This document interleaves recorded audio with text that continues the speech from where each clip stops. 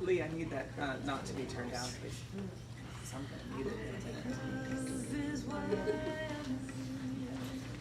minute. It's using it in just a hot second.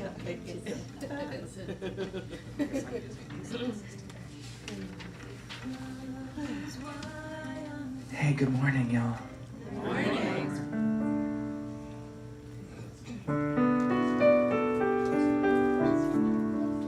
Let's sing together. The words are in your bulletin. It's come together, heart and soul, as we love together, young and, well, old. We will sing together in one song. Come together, heart and soul, as we love together, young and old, we will sing together in one song. Come together from different worlds. Come together from different worlds. We are drawn together in our own way. We can pray together. Together we are strong. I see God in you. I see God in you. You see God in me. One path, one vision, one family.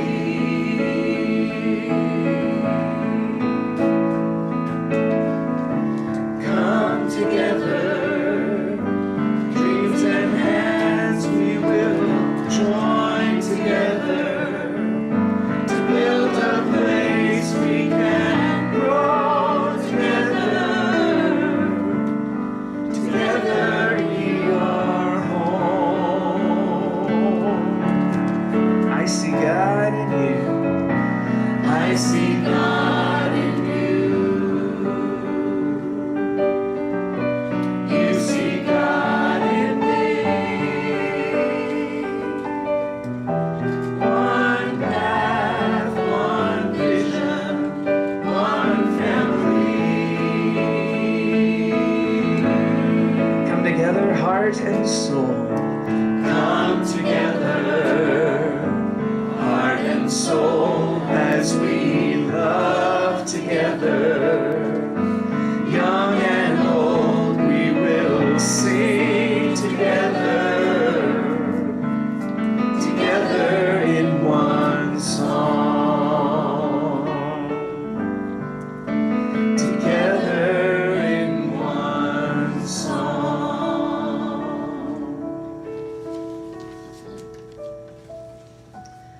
We cannot live in an expanded state until we finally, once and for all, take responsibility for all of our feelings.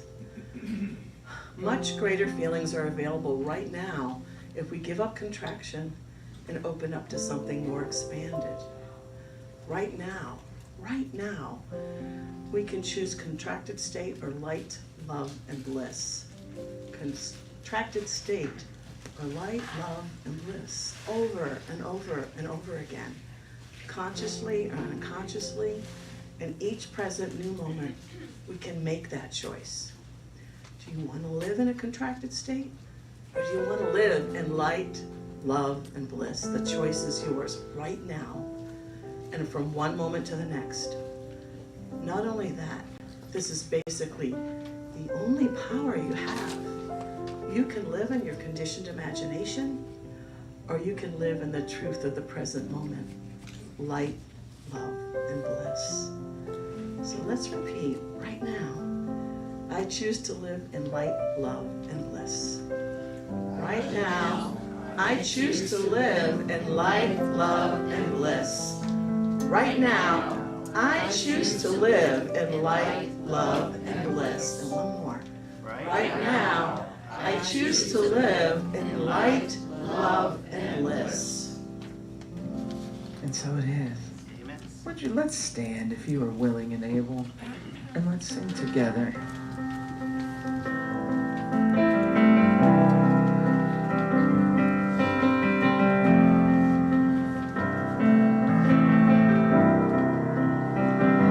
Oh, your love reaches to the sky, but there's no space between you and I.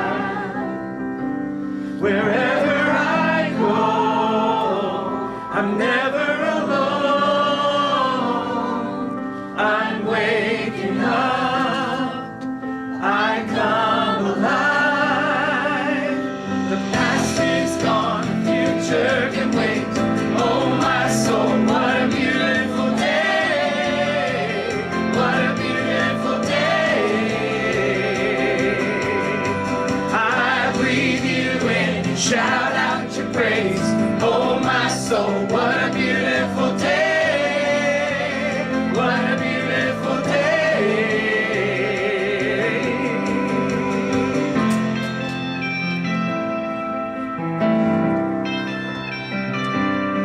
Your face brighter than the sun. Your grace rewrites every wrong. Wherever I go, I'm never alone. I'm waking up, I come alive. The past is gone, the future can wait. Oh my soul, what a beautiful day. What a beautiful day. I breathe you in and shout out your praise. Oh my soul, what a beautiful day. What a beautiful day. My past is in the past. My past is in the past. Today's a brand new day. This is Christ in me. This is Christ in me. I'm living unashamed. Now my heart's forever changed. This is Christ in me. This is Christ in me. My past is in the past. Today's a brand new day. This is Christ in me. This is Christ in me. I'm living unashamed. Now my heart's forever changed. This is Christ in me. This is Christ in me. The past is gone, the future can wait. Oh my soul, what a beautiful day. What a beautiful day. I breathe you in, I shout out your praise. Oh my soul, what a beautiful day. What a beautiful day. Let's do that one more time together. The past is gone, the future can wait. Oh my soul, what a beautiful day. What a beautiful day. I breathe you in, I breathe you in. Shout out your praise. Oh my soul, what a beautiful day. What a beautiful day. Take a deep breath, y'all. Breathe in that beautiful day. Now go find a beautiful person and wish him a happy Sunday.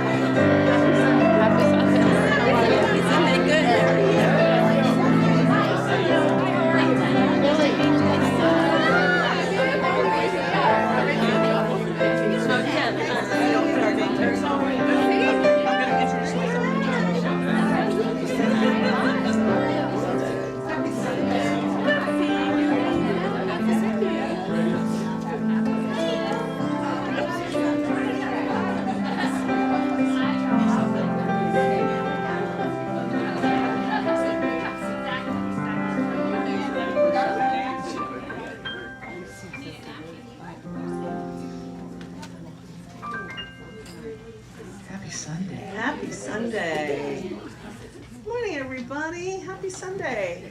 I'm Devin Tari, happy to be your platform assistant today, along with our Kenneth Gartman, our music director, and Robert Yarnall. He's happy I pronounced his name right. Yes. Did I do it? I did. He's a graduate of One Spirit Academy, Interfaith Academy, and we love having him here. And he's going to be talking about one of our unity principles today. So I'm very glad that he's here. Anybody here for the first time? No. Well, we're all family, so welcome. And I have some announcements to offer. This morning, right after our service, there's a vibrational sound bath from 12:15 to 1:30 with Bradford Tilden. And there are spaces available, so anyone that would like to stay and participate in that, it would be I see two takers already. But it's a wonderful experience, you'll love it. Then every Sunday morning, we now have morning meditation at 9 a.m. Led by Kenneth Gartman. Every Wednesday, we have a course of love with Andrea Krollman, and it is on Zoom and also here at 7 p.m. 7:19, open mic here with Kenneth Gartman. Come and share your talent. It should be 8. It's not 7:19, that's for sure. Oops. Because we're going to be in August, so it's also the 16th. It's not the 19th. So Thank you. it is Saturday. It's the third Saturday of August, just like the third Yes. Saturday of every month, and that is August the 16th. Great. Flyer says the 7th, the flyer. It is incorrect. It is August 16th. Yeah, 'cause- There are flyers on the wall, and we will correct it for next week. Because that says July, and it's going to be August. Correct. And a couple of dates to remember coming up. August 10th, a community meeting here. August 24th, we're going to the beach, beach potluck. And August 31st, an essential oil workshop led by Patricia Marilyn DeBay. We're very happy to welcome her back. So those are our announcements. Things. And I'm going to light a Christ candle.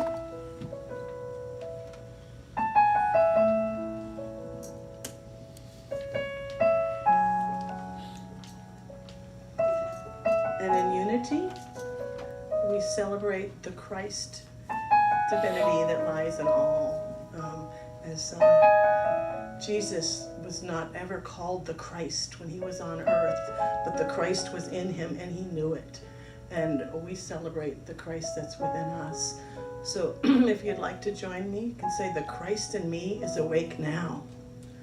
The Christ in me is awake now. Gratitude before me, gratitude behind me, gratitude to the left of me, gratitude to the right of me, gratitude above me, gratitude below me, gratitude within me, gratitude all around me. I'm so grateful, I'm so grateful, I'm so grateful, I'm so grateful, I'm so grateful, I'm so grateful, I'm so grateful, I'm so grateful. Gratitude before me, gratitude behind me, gratitude to the left of me, gratitude to the right of me, gratitude above me, gratitude below me, gratitude within me, gratitude all around me. I'm so grateful, I'm so grateful, I'm so grateful, I'm so grateful, I'm so grateful,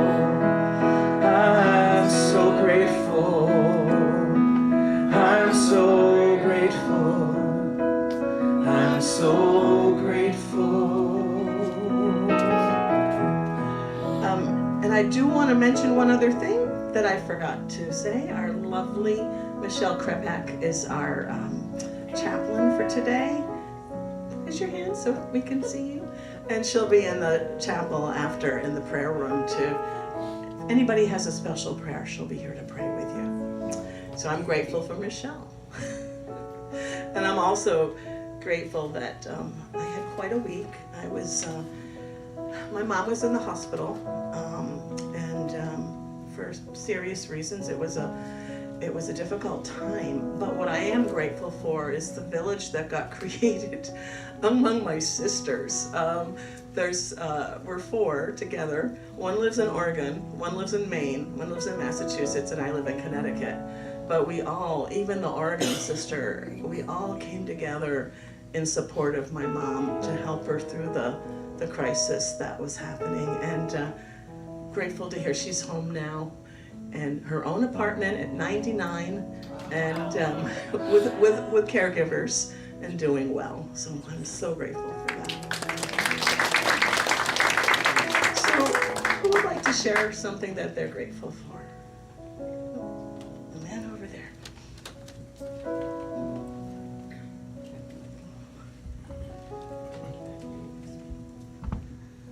In the beginning of June, I almost lost my daughter.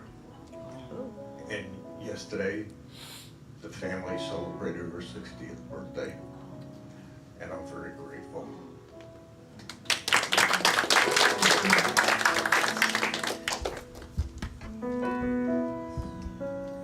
I'm so grateful to be here today on the eve of my 44th birthday.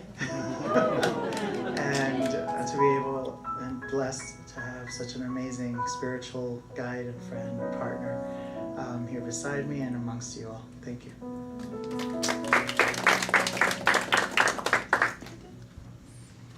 I'm so grateful that we are through the isolation and the diet restrictions for this man that I am madly in love with, and he's got a clean bill of health.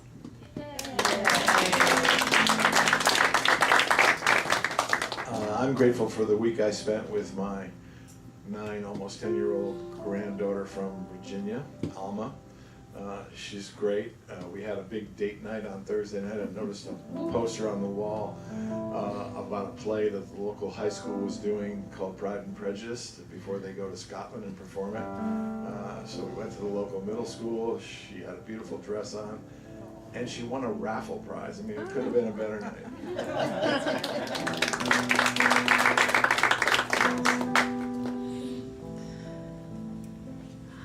Oh, one more. I see your hand. So, I've been looking for a different doctor to treat me for cancer, and so I went on to ChatGPT and I said, who are the best surgeons in New York City? And like a whole bunch come up, so I kind of narrowed it down, and one of the doctors on the list was a Dr. Chai, C-H-A-I, Mount Sinai Hospital. And I flew out to Cabo San Lucas last Thursday, and I'm in the airport, and I'm trying to decide what restaurant to eat at. So I decide on a restaurant, and I wait and wait and wait, and they don't seat me.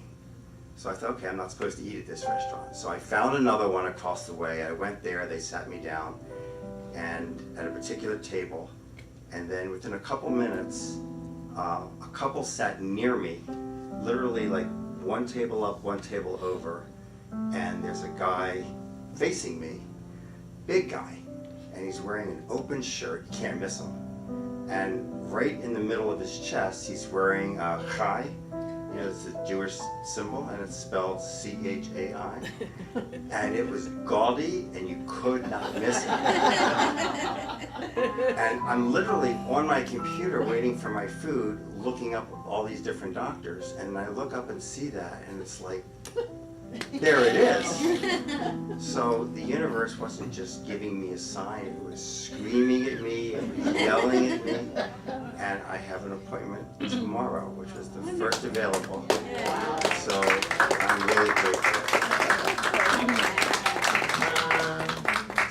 for birthdays and health and daughters that are recovered, and for the universe screaming at us at sometimes for giving us our messages. We thank Spirit so much for all of these beautiful gratitudes and messages. Amen.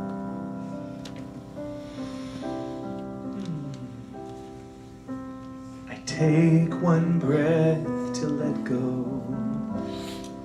one breath to be here, one breath to ask what now. With each breath, God is near. Let's know that together. I take one breath to let go, one breath to be here, one breath to ask what now. With each breath, God is near. I take one breath to open and one breath to receive. I take one breath to open, one breath to receive, one breath for acceptance, to know God's good in me. I take one breath to open, one breath to receive, one breath for acceptance, to know God's good in me. Take a breath, y'all. And we allow ourselves to get comfy and our bodies to settle into this present moment as we do our God vibration. We just allow ourselves to settle and allow that healing energy for us to let go, to be here, to ask what now, knowing that God is present and alive in that breath, in that vibration. And then it's going to lead us into our meditation with Reverend Robert. So we take a breath and go like this.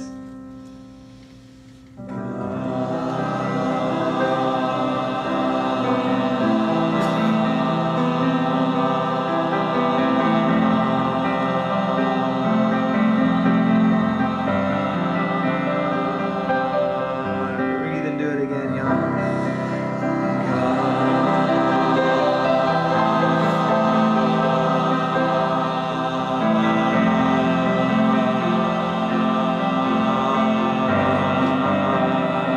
One more time. Nice deep breath.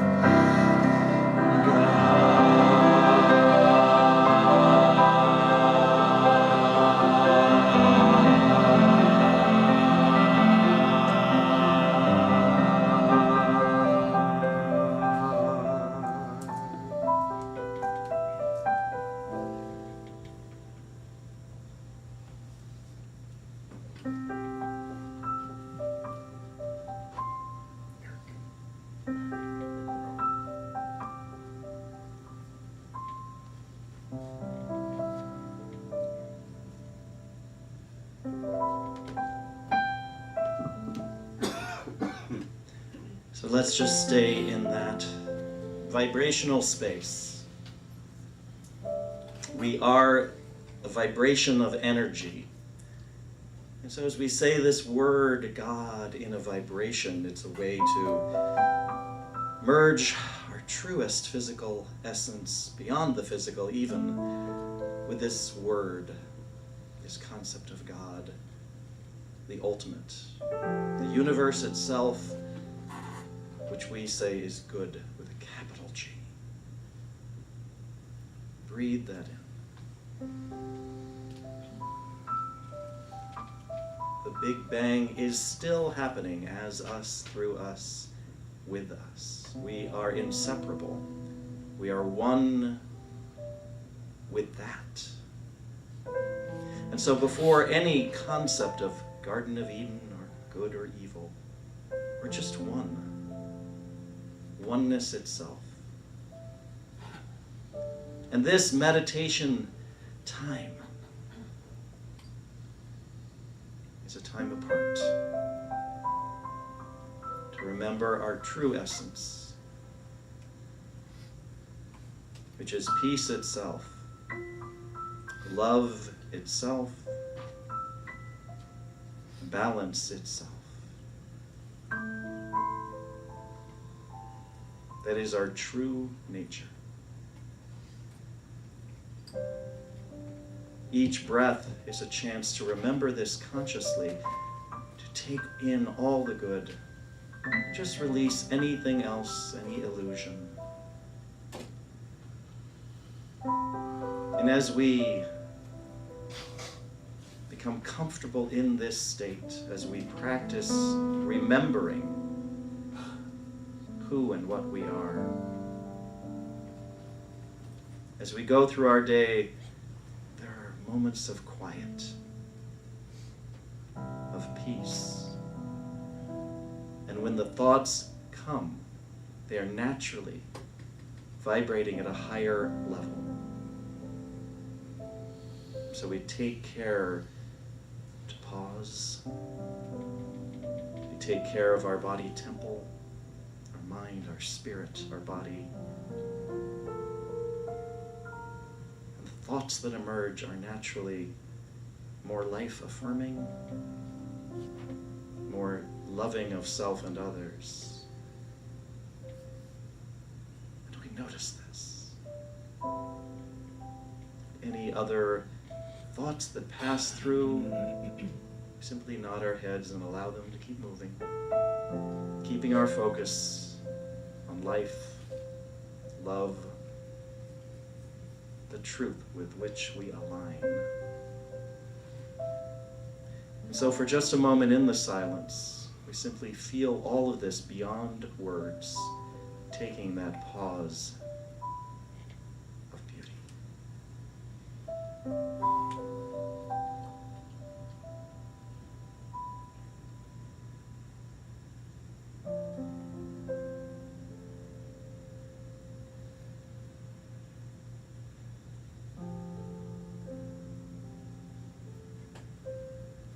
And we remember who we are. We take care today to be conscious, to be connected, to be the children of God that we are, one with each other, with love. We are good. Thank you, God.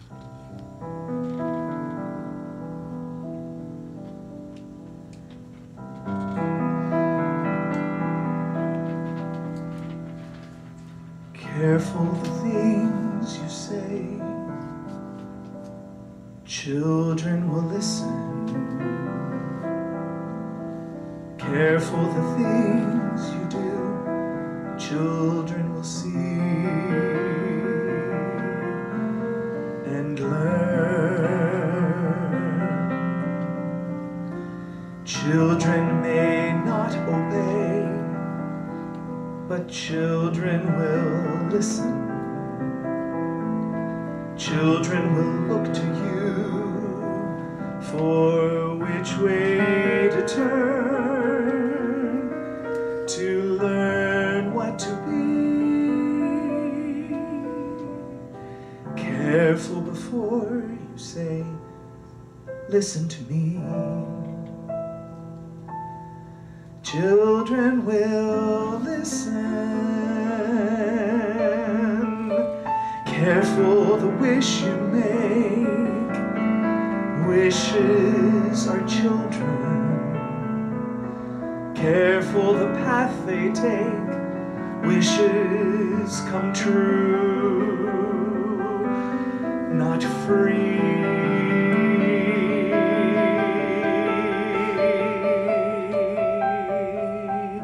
Children will listen.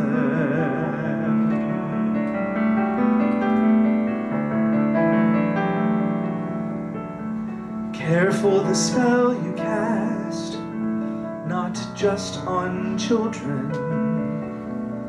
Sometimes the spell may last past what you can see and turn against you. Careful the tale you tell, that is the spell. Children will listen.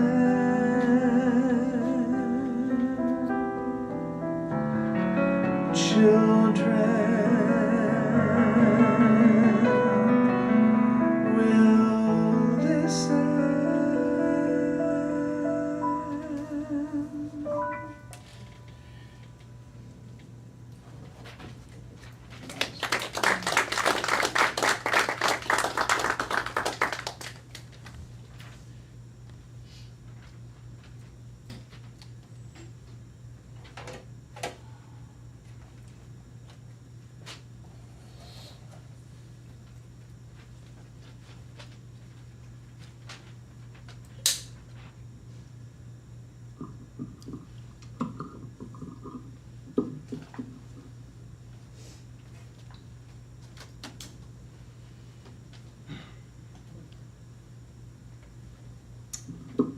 The classic version of Unity's third principle states, we are co-creators with God, creating reality through thoughts held in mind. As I say each time, there are many versions. You can find one in your program. It echoes Paul's advice in Romans 12:2. Be transformed by the renewing of your mind. Now, I prefer a slightly expanded version, the kind many Unity communities use, like the one here. The one at Unity of Seattle, Seattle's my original hometown, puts it like this. Human beings create their experiences by the activity of their thoughts, feelings, and beliefs. Everything in the manifest realm has its beginning in consciousness. Right away we see that we are not focusing on creating the events of life, but rather the experience of it in our consciousness. After all, we can experience prosperity with no bank account, or poverty with $1 billion. It's not ultimately about what's out there. We're not magically changing our world. Rather, we're changing our experience of it, which is actually even better, whether we want to admit that or not. Now, as I've been doing in this series, I will look at this principle through a lens of interdependence, how it affects us personally and collectively. The Bible verse that most captures the third principle is Job 22:28. You shall declare a thing, and it shall be so. Now, when we think and declare, feel and believe over time, we create something uniquely human, a story, which helps us shape reality into something cohesive. So I want to explore this topic today because so often we will look at individual thoughts that we hold and try to change them, but we might miss the overarching narrative that those thoughts inhabit. After all, the third principle speaks of changing our experience of life through our state of consciousness. It's not about doing one or two affirmations, checking it off, and calling it a day. So let's look at the stories we create in here. Now, individually, we assemble the story of our lives. We assign other people their roles. We go about telling it to ourselves and others over and over until it might be so well rehearsed that we have little room for alteration or improvisation. In groups, we create and tell stories about who we are in opposition to them, the other, and we agree on who is more important or even better. Historically, we've left large groups out of our stories entirely. People of color, gay people, women over 30. Individually and collectively, these stories become something in the background, kind of like an operating system in a computer with a bug that we don't realize is sapping our energy. Stories matter to us. We fight for our personal stories, and as we're seeing, we fight over our national one as well. We even fight over who Superman is. It matters to people. We love stories because they give us a sense of certainty, making order out of chaos and giving us meaning, a way to feel connected to something again. And that feeling of connection is an antidote to that essential feeling we humans experience of being cut off or alone. With a cohesive narrative, my life has purpose and value, and I belong. Take that away or threaten it, and watch out. As I discuss all of this, I want to be clear, storytelling is a wonderful human capacity using the power of imagination. It's what the third principle is all about. We are, after all, made in the likeness of God. We create realities, worlds. But so often, we've had these background stories, the ones we don't know that we're running. It's important to bring these into our awareness, then recreate our narratives consciously, because stories have real impact. As the witch says in Into the Woods by Stephen Sondheim, which we just heard. Careful the spell you cast, not just on children. Sometimes the spell may last past what you can see and turn against you. Careful the tale you tell. That is the spell. We are authors, and we have authority where? The inner world, which we can make into a heaven or a hell. And I call this spiritual authority. Now, it's not easy to create consciously because so much of our stories run on autopilot. Individually, we see this as 9 to 5, same old, but hey, it works well enough. It feels safer than change, better the devil you know. So we settle, we punch in, punch out, repeat. Or, very often we live in stories other people have written for us, whether it's society or our parents. Or we ask others to live in our story. And when we do this, we violate people's spiritual authority, their free will. On a societal level, freezing our story in another time, or even some mythological idea that never existed, often benefits a few people and costs many. If we don't change our perspective and broaden what's possible, we stay stuck. To wake up from a stagnant story or get out of living in someone else's, we might have to question our inner reality and experience some pain in order to grow. Think of therapy. There might be some crying. Some people might not like it when you change your story. It might change their story about you or about themselves. So there might be some pain, as there is in giving birth, so I hear, or so-called growing pains. And this is true on a societal level too.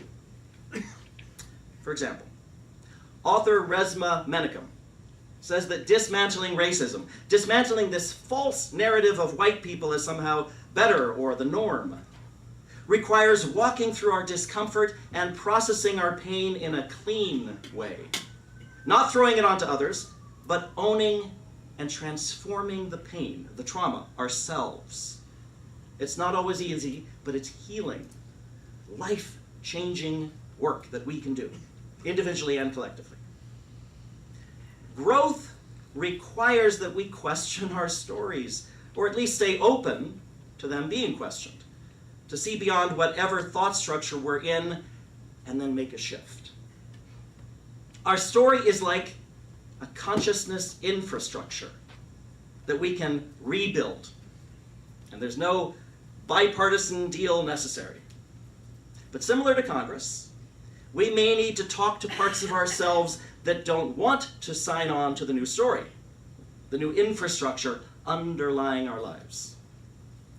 Now, in Congress, of course, sometimes they yell at the members who don't agree, who won't sign on to the New Deal. You can see how that's working out. With ourselves, kindness is vital, especially to our disowned parts. There's a reason that part of you is scared or resisting change. When you yell at that part, it hides in the unconscious. Those parts are like frightened children. Careful the things you say, children will listen. So let's give ourselves love. Talk to ourselves kindly, especially to those parts that are throwing a tantrum inside of us, acting out in some way because we're trying to change. We can journal. We can dialogue with them to be curious rather than judgmental. We may want to give them a fixed amount of time to let them share within boundaries. But I encourage you not to banish those parts of you. The banished parts often end up writing our stories, or at least editing them. As I mentioned in my last talk, if we learn to love the enemy parts of ourselves and of our society, we bring them into dialogue and heal the shadow, moving towards unity within ourselves and within the world. We exercise spiritual authority when we become conscious of the story, when we see the parts that come from our shadow or that we're copying from others, from our culture or era, and we take responsibility for it all. Then we're not in reaction to life, we're in response from our place of choice, creativity, which is our divine birthright, our power. Taking responsibility means not just talking to those disowned parts, but also working with the elements given, which in this case are facts. We can find new meaning and even gratitude for things in our past without forcing it. We don't get to change the facts of the past, and we're not trying to manipulate the future to some better place. But as we reframe our past, reinterpreting the meaning of each experience, events may shift moving forward in surprising ways to match the new structure of our story, our new perspective. And let's make sure that we're not confusing facts with assumptions, which are thoughts that for whatever reason we hold as true, and which so often limit us. Doesn't matter where they came from, but just that they're there, often holding us back. Discovering those assumptions, the fictions behind our stories, is not easy. We don't see them, which is why sometimes it helps to have other people with other perspectives in our lives, like a spiritual community. Now here's a recent example from my life. For 55 years, more or less, I assumed that I could never own a house. So it wasn't even on my radar. It is not possible, so why waste time considering it? If you'd asked me my reasons, I could give them to you. Here are the top 3. 1, I'm too old. 2, I'm a New York City guy with a job that works for me, which requires me to be in the city. And finally, I can't afford the down payment, especially in the state of New York. But, of course, the state of New York wasn't the issue at all. It was my state of consciousness. The assumptions I held on to, which edited out that possibility from my story. It was pre-rejected. But then, an outside perspective emerged.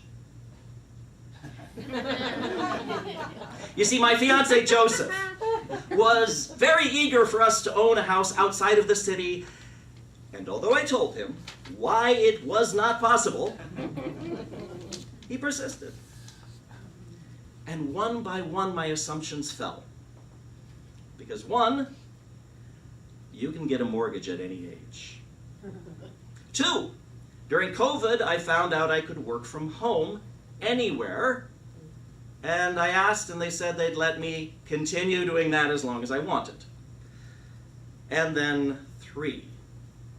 Turns out I could borrow from my own 401k for the down payment and just pay myself back. So we looked. We looked in Beacon. That was our dream. But it was way out of our price range. We paused. What about one train stop further? Wappingers Falls. We found the perfect house in our price range. There was a village out front, lake out back. We got really excited. We had a bidding war and lost. Joseph and I got really depressed. In fact, the depression informed us that this house was important to us, surprisingly important. We saw a life there that no other place inspired. So we pushed past our own doubting voices and made a new bid. And this time we attached a letter to the owner, and he accepted our new offer. And the letter, which our real estate broker said, couldn't hurt, I guess, it turned out to be the key. The owner told us that a year later. You see, we did something crucial.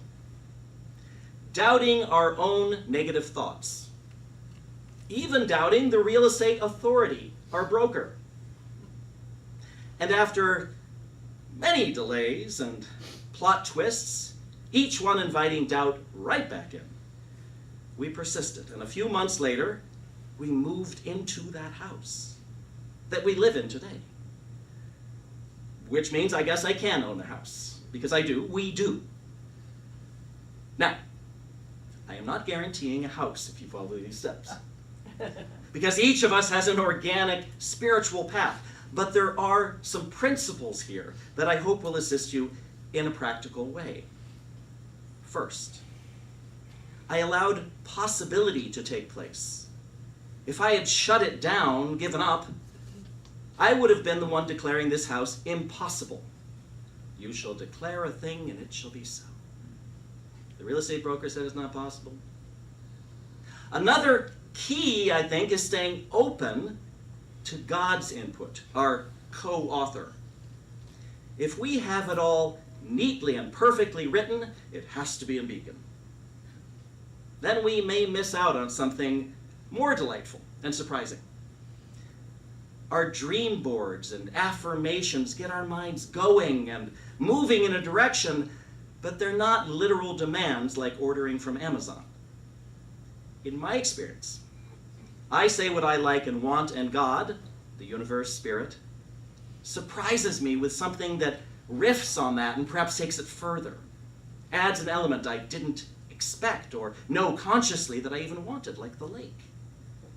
And there may be times when it looks like nothing's going on, but perhaps things are shifting in the background, behind the curtain, and I can keep moving with a degree of faith that my story is in good hands. I'm living in a chapter, but we're writing a novel.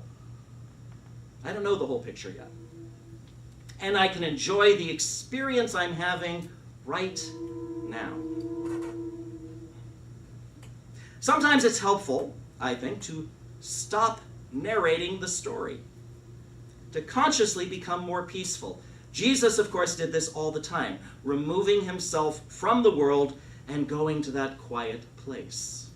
Because if we're always narrating without stop, then there's no space for our collaborator to chime in. And it's not fun to collaborate with someone like that. Trust me. When I trust God is good, with a capital G, I stay open to that collaboration and to possibility more easily. I'm not doing it all myself. We can allow that higher energy to come in rather than filling any space in our lives with chatter. We can take that pregnant pause. And this is letting God in. That still small voice can really work miracles. Then we move back into writing mode, and writing requires some editing. Sometimes we can reevaluate and reassess, even recast. As Sondheim wrote, witches can be right, giants can be good. You decide what's right, you decide what's good. You decide because you're the author, collaborating on your own story. And so that's the story of the house. It's a big story, which started as total fiction and ended up as my living reality. House, marriage, me. But wait, there's more. Now I've saved the really big and extremely current story for the end of my talk, for dramatic purposes.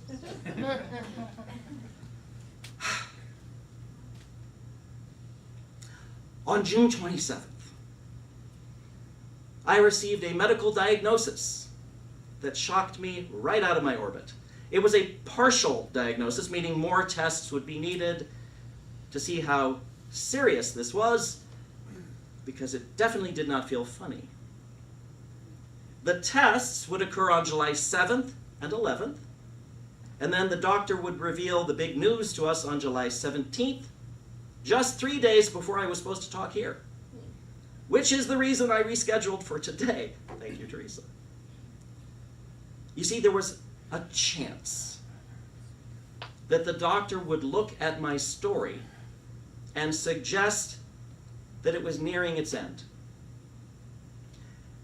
Then I'd have to pull out all my tools to navigate that and be the grand exception to whatever prognosis he was offering. As my mother reminded me, according to Bernie Siegel, if they tell you you've got a 10% chance of living, find out what those 10% did and become like them. Because that statistic is simply a likelihood, not a fixed reality. Careful the spell you cast. And so as we waited for July 17th, my inner state became interesting, to say the least. Thank God truly for Unity teachings, because I was able to allow the so-called negative thoughts to pass through without giving them lots of attention, and to stay for much of the time in a state of possibility. Even as parts of me kind of shook from time to time. I knew that was natural, and I had people to talk it through with, to pray, or just talk. And I guarded my story, choosing who to share it with, knowing some people have strong opinions that could disorient me. My consciousness meant the world to me in a tangible way. I forgave some messiness on my part. Joseph and I had our own stories and strategies for managing them, for trying not to stress the other person out. It can get complicated. And again, thank God for spiritual tools and spiritual friends. So finally, July 17th came. And after waiting an extra couple of hours in the waiting room, because why not make that day as dramatic and drawn out as possible, the doctors came in. And it became clear, ever so slowly, that they were optimistic, that they had a specific course of healing, which they had confidence in. They weren't promising that the path would be easy, but it was real. And we felt not just hope, but what I'll call certain hope, a hope that feels grounded. As I say, there are some big steps to come on this healing journey, and probably some surprises. And we will have opportunities to take each fact and weave it into a story, or many possible stories. The key, I think, is to choose and intend, to stay centered and open and real with feelings, to notice the fears without indulging or repressing them. Then over and over, lean into the best possible story we can imagine. Because that will not just change our lives, really it will be our lives. The story we tell is that important.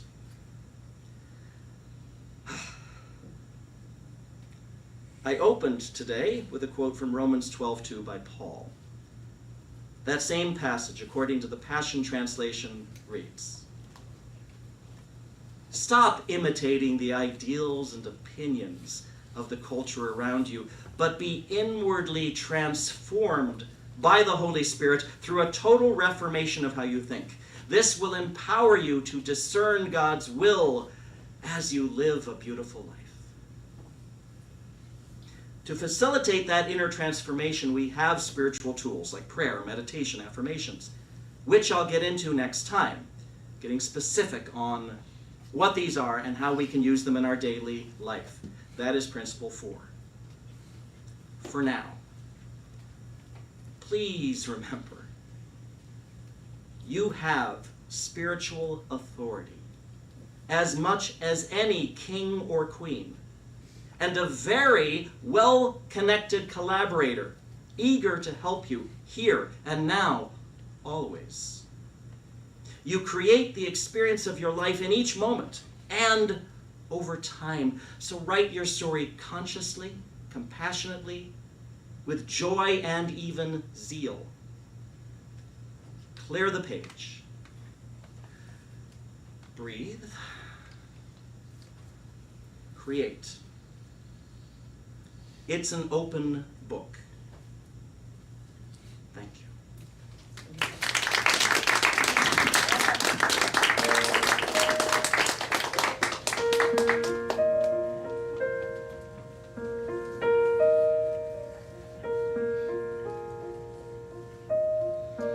I am unwritten, can't read my mind, I'm undefined. I'm just beginning, the pen's in my hand, ending unplanned, staring at the blank page before you. Open up the dirty window, let the sun illuminate the words that you could not find, reaching for something in the distance, so close you can almost taste it. Release your inhibitions, feel the rain on your skin. No one else can feel it for you, only you can let it in.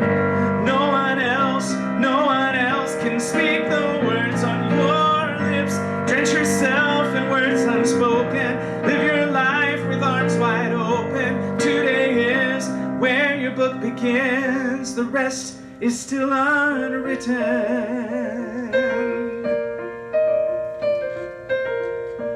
I break tradition, sometimes my tries are outside the lines. We've been conditioned to not make mistakes, but I can't live that way.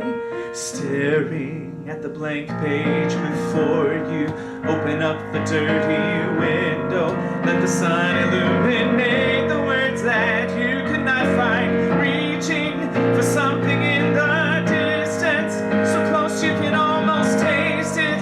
Release your inhibitions, feel the rain on your skin. No one else can feel it for you, only you can let it in. No one else can speak the words on your lips. Drench yourself in words unspoken, live your life with arms wide open. Today is where your book begins. And feel the rain on your skin. No one else can feel it for you, only you can let it in. No one else can speak the words on your lips. Drench yourself in words unspoken, live your life with arms wide open. Today is where your book begins, the rest is still unwritten. The rest is still unwritten.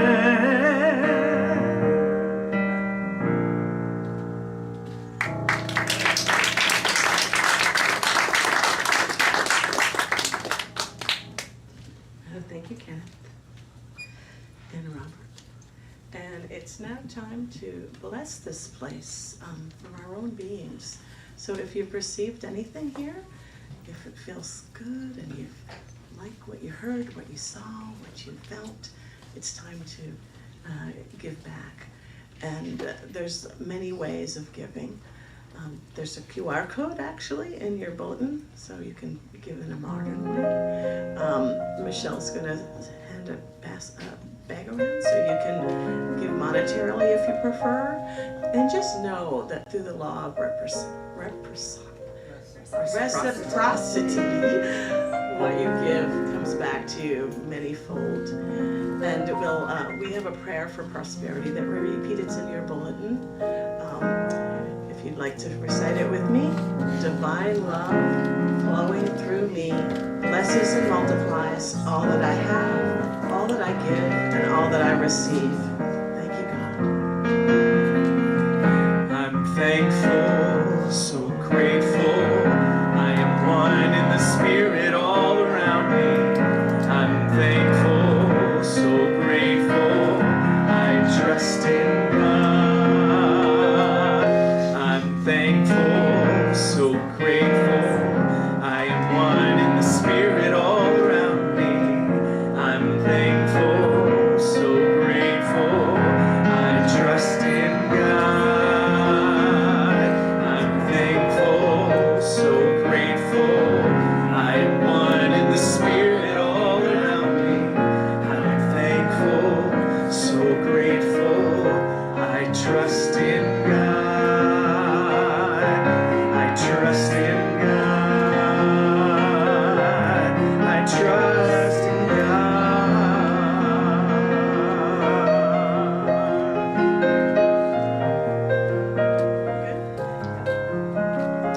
We are so grateful for these gifts. We have given generously, receive gratefully, and use all we have wisely. Our ministry thrives, our people prosper, and our vision expands. Thank you, God, for the overflowing good in our community now and always. Thank you, Michelle.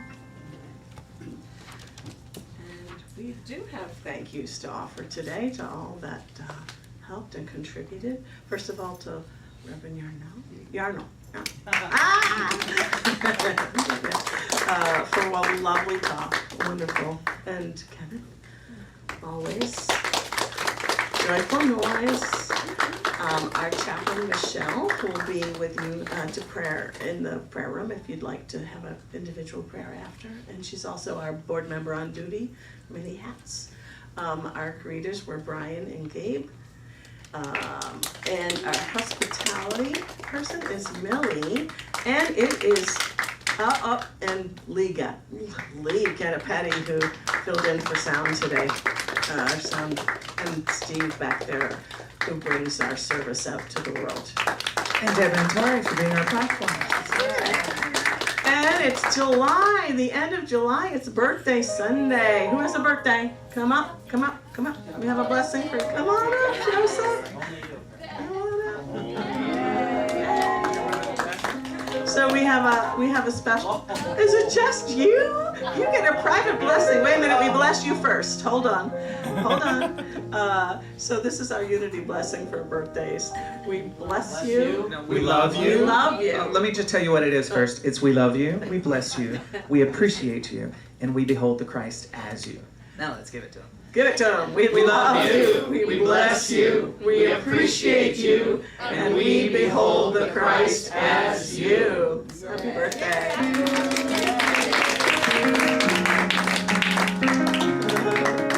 I invite you all to stand. Happy birthday, Joseph.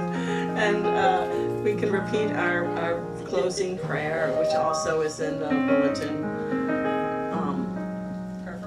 Prayer for protection.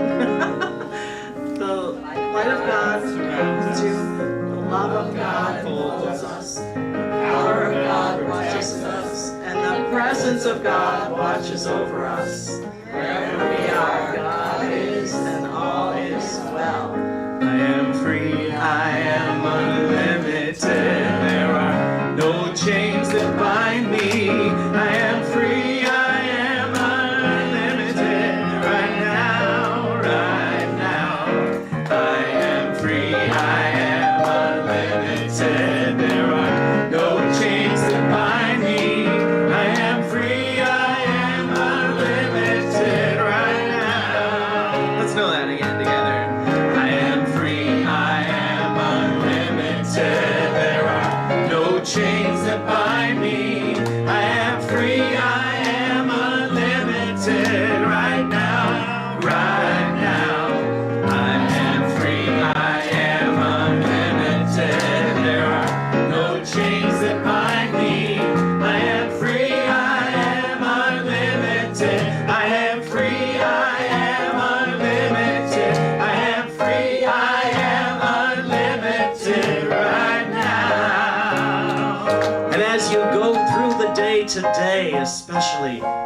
that little story that might not be helpful, pause. Feel the rain on your skin. Feel God. And then rewrite to a place of possibility. You are good.